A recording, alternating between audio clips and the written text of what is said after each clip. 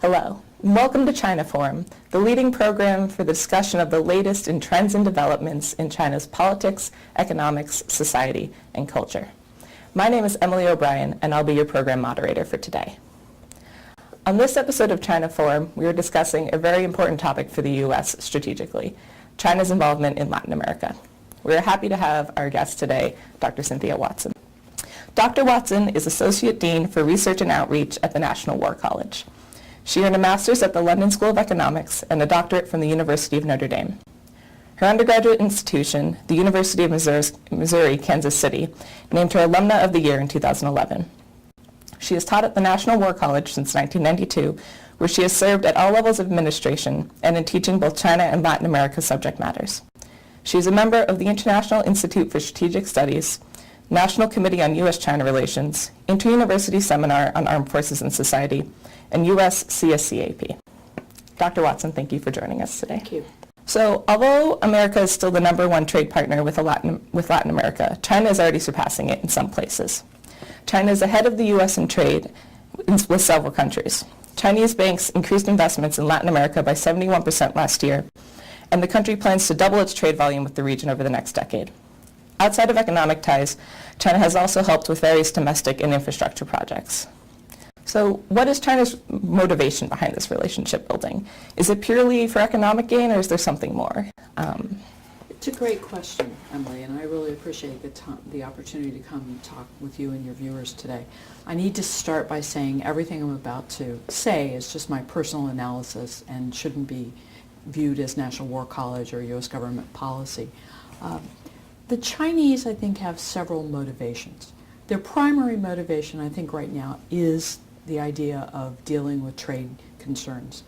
As I think all of us are, at least on some level, aware, the Chinese are very concerned about the idea that they could somehow be locked into the Pacific Basin and not able to get some of the resources that they think they desperately need as they are trying to continue what's been this phenomenal economic modernization over the last 3.5 decades. Latin America has traditionally been a place from which much of the world has gotten resources. So I think the idea of trade, and specifically trade as associated with energy, trade associated with minerals, trade associated, frankly, with food, which is one of the things people don't think a lot about, that's one of their primary motivations, so that Latin America can provide that. And Latin America can provide a lot of resources. They can provide a range of minerals, and they're very important for soybeans, as an example, for food. So that's one thing. I think secondly, Latin America for China, it represents a little bit of a throwback to history.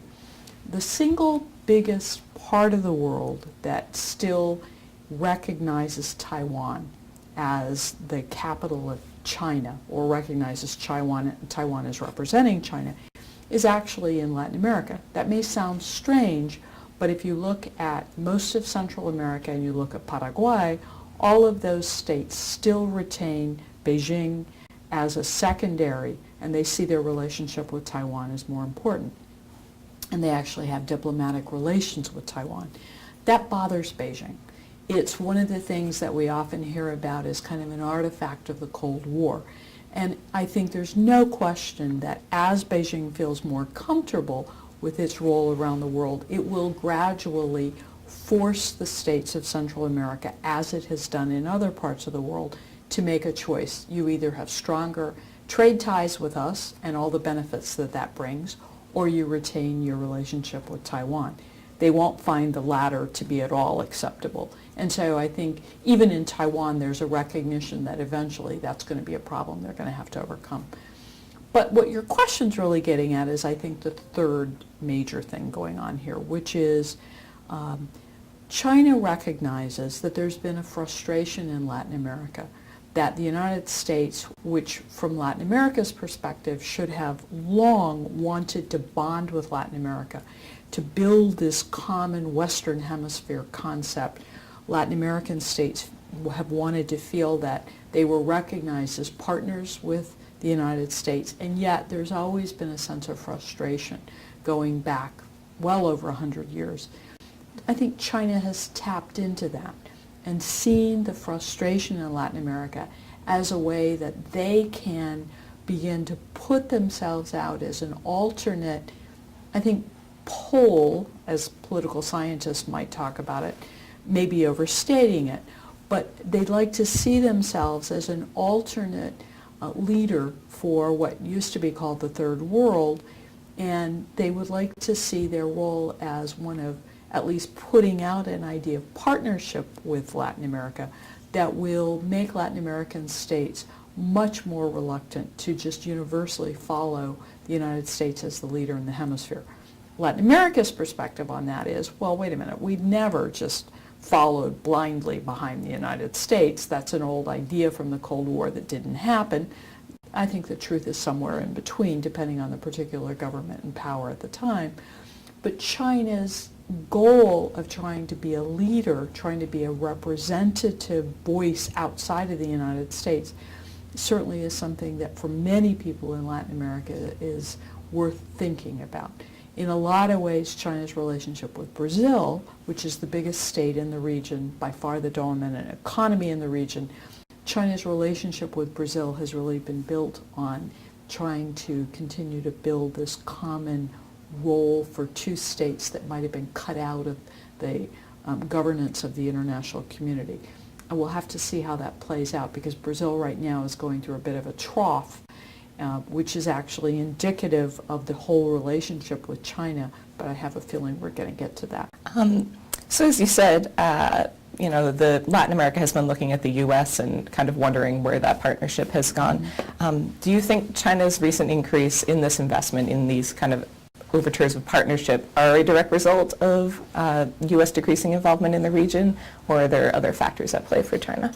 I think that it has both been the fact that the United States has been otherwise engaged, and we all know that for the last 14 years the United States has been very concerned about what's going on, particularly in the Middle East, but not just in the Middle East, in areas outside of the Western Hemisphere. For many in Latin America, when George W. Bush was elected in 2000, they anticipated that that would be a real golden era for the region. It didn't quite turn out that way, because the events of 9/11 profoundly affected where U.S. attention and, more importantly, where U.S. concerns were directed. So I think that China recognizes we've been otherwise engaged, as they have recognized that we haven't been as involved, at least through part of the last 15 years, in Asia, as some people thought we should be. But I think it's also a matter of China simply much more involved around the world than it had been. I think many of your viewers may be aware of the fact that China has taken a much greater role in Africa in the last 15 years. Again, a region that has a lot of resources, that has a lot of energy. China's taken some flack for that, and there have been some questions about what the Chinese motivations are. Latin America hasn't been quite on that same level of concern for many people, I think because the investments have been smaller, and because Latin America in the last 15 years went through a period, I think, of feeling much more confident about its own regimes and confident about its own future. As it turns out, here we are in 2015, some of the regimes in Latin America are not feeling as confident as they did. Venezuela comes to mind, with Chavez Frias's passing in 2013. The Maduro government is going through a very hard time. China is actually very involved in Venezuela, as is the government in Buenos Aires. Mrs. Kirchner's government is also having a pretty severe set of problems right now. But I think China simply is playing on its ability to be more involved around the world, both its resources available to it domestically to engage around the world, but also its needs to meet energy and natural resource deficiencies. So there's a couple of different things at work. I think it would be wrong for us to assume that if the United States simply redirects our priorities to Latin America, that China will leave the scene. I don't think it's a zero-sum game. And I'm not certain, on balance, that it being a zero-sum game would be beneficial to the United States. There are actually some reasons why China's involvement in Latin America may be good for us, and we simply need to remember that. So now, we have the United States and China as the two big players in the region. Mm-hmm. How are the relationships that China is developing in Latin America different from the ones that the U.S. has there? That's a really interesting question because it almost depends from state to state. The relationship, I started by talking about the relationship with Brazil, and I really want to highlight that. A lot of people want to focus on the relationship with Venezuela because Venezuela is a relatively weak player in the international system right now, yet a very energy-rich player. But the reality is that the Brazilian trade with China is important. Brazil and China have developed what they call a strategic relationship, which has been in place for several years now. Brazil is a major economy in the world, and so as China becomes more and more involved with Brazil for a range of different products, I think that that has made the Brazilian economy one that people around the world have paid a lot more attention to. The problem is that Latin American states have found over the last decade that they had not been able to diversify their economies as much as they thought they had.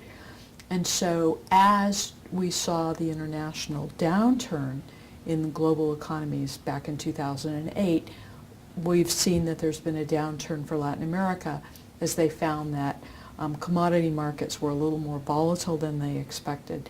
And so as you see China involved with Brazil, there are now more questions. Is Brazil getting an equal side to this relationship, or is China getting the great advantage, much as has been true through many relationships that Brazil has had throughout its history?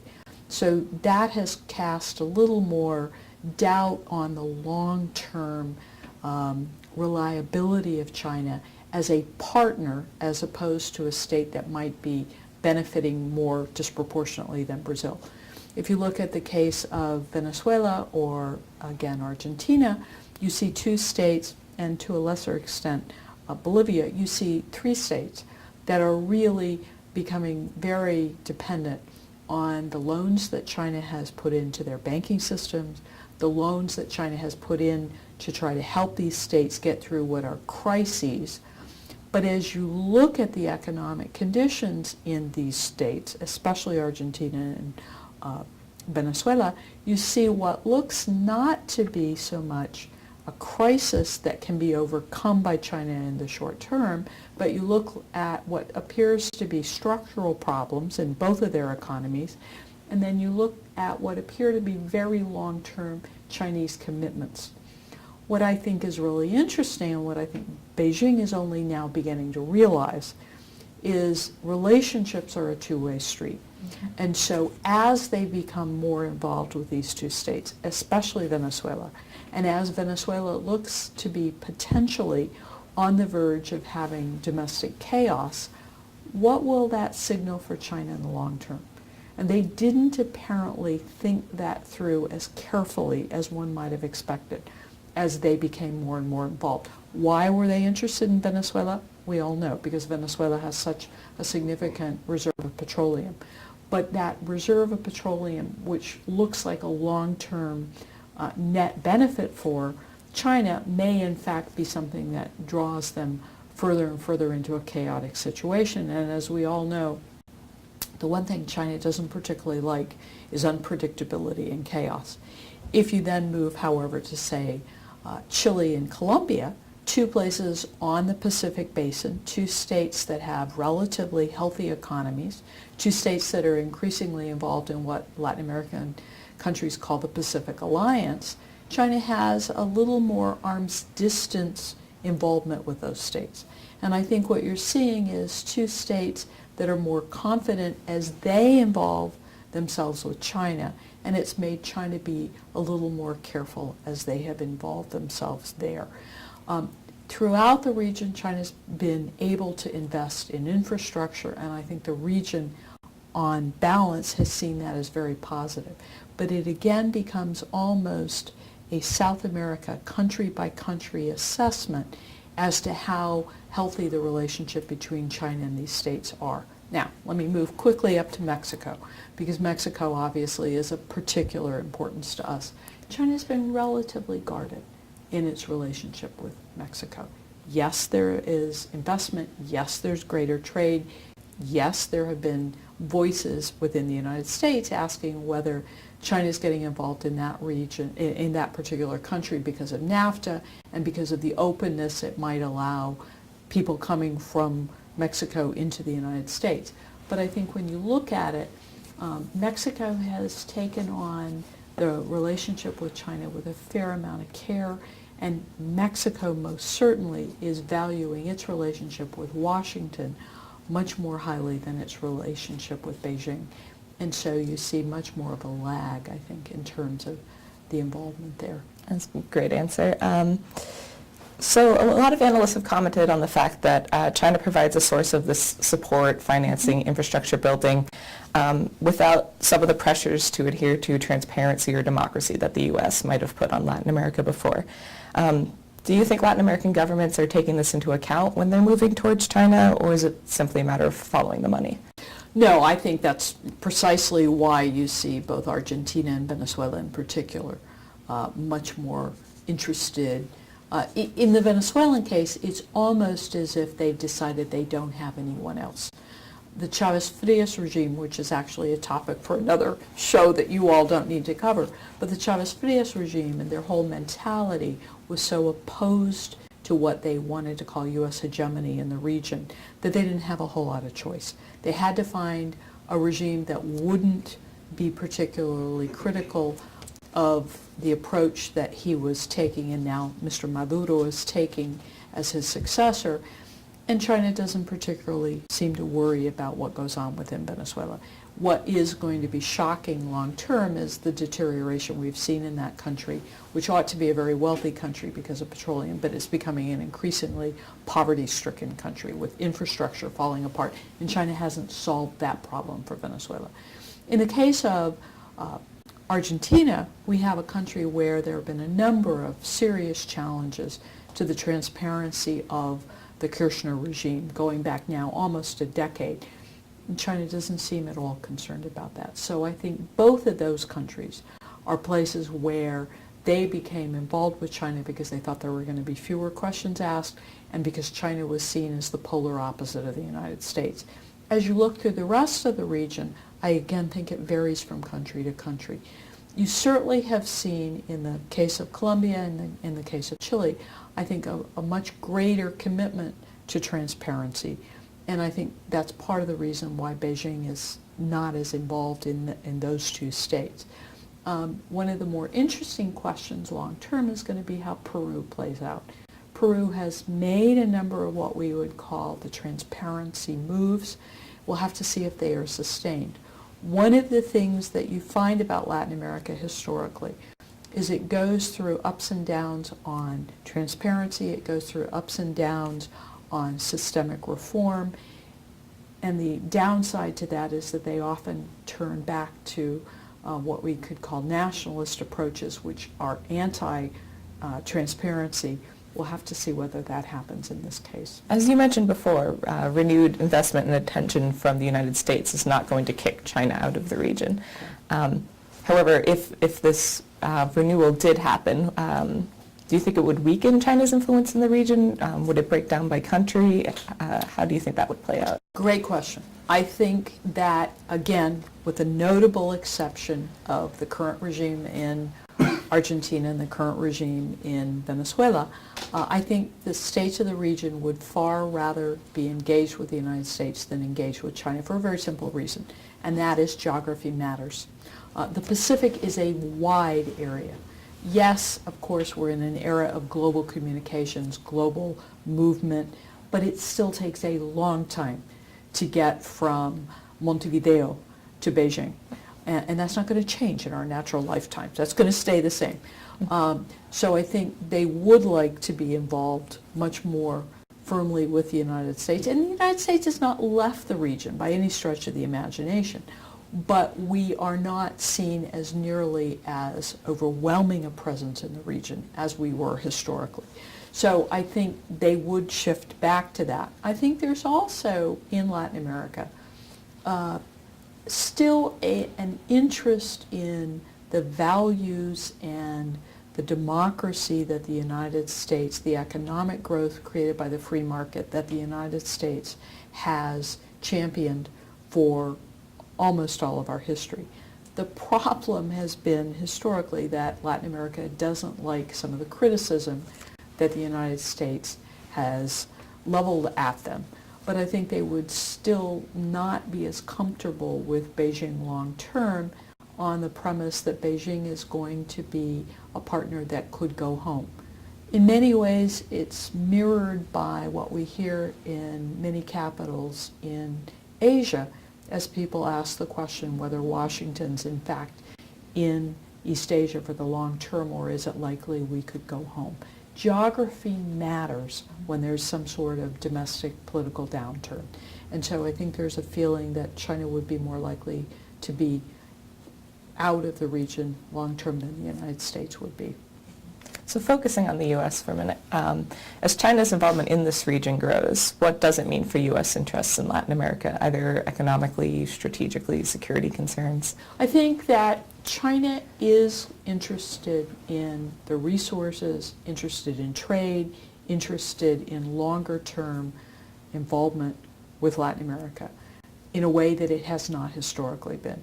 I think it comes as a shock to most of us to think about the fact that there were no major relations between China and Latin America up until the last couple of decades. They simply didn't exist. There was no reason for them to exist. Yes, there were migrants from China that came to build the railroad in Latin America, but that was to a great extent the whole of the relationship. They simply didn't play in the same sandbox, so as to speak. For the United States, we are not accustomed to having a sustained partner or competitor, depending on how you want to look at it, who's involved with this region. We've seen Europe come in and out. We've seen Britain come in and out in particular. We've at times seen Spain come in and out. If China comes in and stays long term, then I think it will take the United States being more involved with the region, more aware of the concerns of the region, so that it can feel that it can participate on an even balance with what you see Beijing doing. I'm not sure all of us recognize that. You hear a lot of conversation in this country about the Monroe Doctrine. You hear a lot of conversation about China moving into the region for security ties. I don't think China is likely to move whole scale into this region, again, because of geography. It's a long way. Yes, it's one thing to send the Chinese hospital ship to do port calls once in a while to this region. It's far different than expecting the People's Liberation Army Navy to come into this region long term and have interests that retain bases or something. I don't see any evidence of that. So I think we need to recognize it will be a player, but I don't think it necessarily means that China will try to replicate us. And I think that we tend to think China is going to replicate what we've done around the world. And I don't see evidence that that's what China thinks is going on. You mentioned Taiwan earlier in our conversation. I think that's a really interesting topic I'd like to revisit. Do you see Taiwan trying to get more involved in this region to counterbalance the possible loss of diplomatic recognition, or do you see that as something they're not going to try at this point with China and the U.S. involved? I think Taiwan would very much like to do that, and I think it's a forlorn hope. And I think the reason is that China's economy is now simply so much larger, and they therefore can be more seductive, to say bluntly, in their relationship with other states. I think we saw that with Costa Rica back in 2008, and I think we're likely to see that with other countries in the future. What Taiwan was able to do with these states, and the states we're talking about are Honduras, Guatemala, El Salvador, Panama, and then Paraguay. These states became involved with Taiwan during the Cold War. These states became involved at a time when they were worried about the spread of communism. Obviously, Taiwan wasn't seen as the communist government of China. Communism and China now doesn't really seem to be a term people understand all that much, regardless of what the Communist Party of China wants to say. And so as Taiwan was able to come into this region in the 40s and into the 50s, it was tied much more to the Cold War than what it can be today. And Taiwan simply doesn't have the resources that it can put against that, where China can offer to build infrastructure, China can offer a trade pact, China can offer even the thing that Taiwan's been really good at, which is humanitarian assistance, disaster relief. Increasingly, China is now involved in that. So it makes it hard for Taiwan, as it is an economy that's fairly limited. It's a very prosperous economy for the 23 million people that live in Taiwan. But as Taiwan is somewhat shut out by other things Beijing has done in the international system, I think it makes it really hard for Taiwan to do that. Lots of presidents of Taiwan love to make a transit through the United States and go to Taiwan to go to a presidential inauguration or something like that. But the difficulty is that those are really very constrained, and as Beijing decides to put more and more pressure on these states, I think it's going to eventually lead to a shift in diplomatic relations that Taiwan simply can't confront. Mm-hmm. I think we have time for one more question. Chinese analysts have like to say that it can be a win-win-win situation for China, the U.S., and Latin America if everyone can cooperate and minimize conflict in the region. Do you see a path towards this cooperation? You mentioned earlier that it's not a zero-sum game. I think if we see a China that is, in fact, interested in states engaging in transparent domestic politics, if we see a China that is not willing to see a state like Venezuela engage in activities that can be seen by neighbors as nefarious, and there have been some hints that that sort of desperation may kick in Venezuela, then as long as China takes a role as a meaningful, relatively open partner, I think it can be a zero-sum net win for everyone. The problem is, I'm sorry, not zero-sum net, but can be a win for everyone. The problem is going to be that as China sees its role in this region shifting, do they become more and more tied to the states that are open, that are dealing with the international system in a meaningful, full transparency manner, or are they increasingly drawn to the states such as Venezuela or Argentina, where there don't seem to be as many questions about their behavior? And I don't know how that's going to turn out. I don't make a prediction that I can tell how China's development will go, and so I can't be certain that they will in fact want to be a meaningful partner with everybody in the region, or will they become somewhat more selective to the regimes that need them because they're desperate? And I just don't think we can know that yet. Well, I think that's all the time we have for today. I'd like to thank Dr. Watson for joining us and enlightening us on this really interesting topic. My name is Emily O'Brien, and we'll see you next time on China Forum.